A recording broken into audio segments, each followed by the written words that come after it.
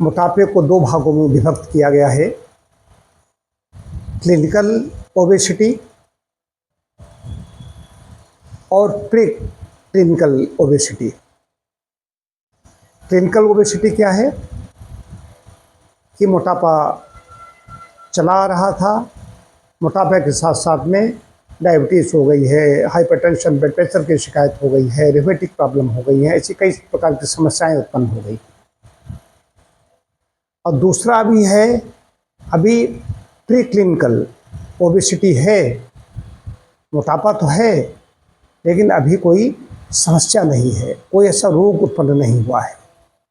अभी दो तरह के लोग हो गए, बल्कि तीन तरह के लोग हैं जो बिल्कुल उनका अभी आदर्श वजन है, अभी उनको कोई प्री क्लिनिकल ओबेसिटी नहीं है, और दूसरे हैं जिनको ये ओबेसिटी हो चुकी है लेकिन अभी कोई समस्या नहीं है, और तीसरे हैं जो मोटापे के साथ साथ इन समस्याओं से जूझ रहे हैं।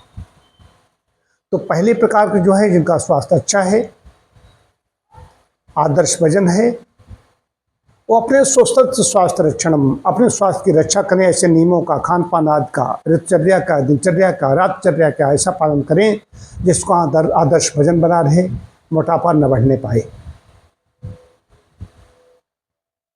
बाकी सब लोग समझदार हैं, इतना काफ़ी है। कब क्या करना है ये विषय बड़ा है, ऐसे नहीं बताया जा सकता, लेकिन फिर भी सब जानते हैं। मोटापे के कारक क्या हैं? ज़्यादा रिफाइंड चीज़ों का सेवन करना, चिकनी चीज़ों का ज़्यादा मात्रा में सेवन करना, कार्बोज स्टार्ची फूड का ज़्यादा सेवन करना, बाहर की चीज़ें ज़्यादा खाना और व्यायाम की कमी, आलस, प्रमाद, ये मोटापा बढ़ने के कारण है। अब जिनको हो गया है लेकिन अभी कोई बीमारी नहीं है, अच्छी बात है, बीमारी नहीं है, वजन ज़्यादा हो गया है तो इसको कम कर लीजिए। इस कम करने के लिए क्या है, कम कैलोरी का आहार लेना पड़ेगा, स्टार्ची भोजन हटाएं, हरी सब्जियां, फलों में केला जैसी चीज़ें छोड़ें, जो भी ताज़े फल आ रहे हैं इनका सेवन ज़्यादा से ज़्यादा करें। अनाज लें तो संपूर्ण अनाज होना चाहिए, चाहे अंकुरित मूंग हो सकती है, चने हो सकते हैं, या चोकरे आटे की रोटी, उसका भूसी भी न निकाली जाए, इसका लें। खाएं जरूर, लेकिन रोटी पहले जितनी खा रहे थे उसकी मात्रा कम करनी पड़ेगी। किसका कितना ज़्यादा वजन है, किसकी कितनी हाइट है, किसकी कितनी अवस्था है, इसको देख करके डाइट चार्ट दिया जाता है। लेकिन फिर भी प्रारंभ में आप शुरू कर दीजिए। मीठा बिल्कुल बंद कर दीजिए, चीनी से बनी चीज़ें बिल्कुल बंद कीजिए। ऐसी अवस्था में जब वजन कम करना है, गुड़, मीठी चीज़ों का सेवन बंद कीजिए, मीठे फल भी ज़्यादा नहीं खाने हैं। अब जो लोग हो गए हैं मोटापे के साथ, जिनको समस्या है, अब ये तो पता नहीं रिमेटिक प्रॉब्लम है या डायबिटीज़ है वो, या बीपी हाई है, जो भी उनको प्रॉब्लम हो गई है तो उसके अनुरूप अपने चिकित्सक से संपर्क करें। लेकिन कहीं पर भी जाएंगे, चाहे आदर्श वजन है, चाहे ये मोटापा से पीड़ित व्यक्ति है, मोटापा सिर पर भी हुआ है, कोई बीमारी नहीं है, और तीसरे जो है जिसको मोटापा के साथ साथ बीमारियां भी आ चुकी हैं, सबके लिए डाइट चाहिए। अब किसके लिए कौन सी डाइट चाहिए ये विशेष बात है। जिसका आदर्श वजन है, आदर्श वजन वो भी परिश्रम कर रहा है, नहीं कर रहा है, उसके लिए क्या आहार दिया जाए, जो दूसरा है उसको क्या आहार दिया जाए, तीसरा लेकिन जो बीमार है उसको क्या दिया जाए। अब ये स्वयं अपने विवेक से सोचे।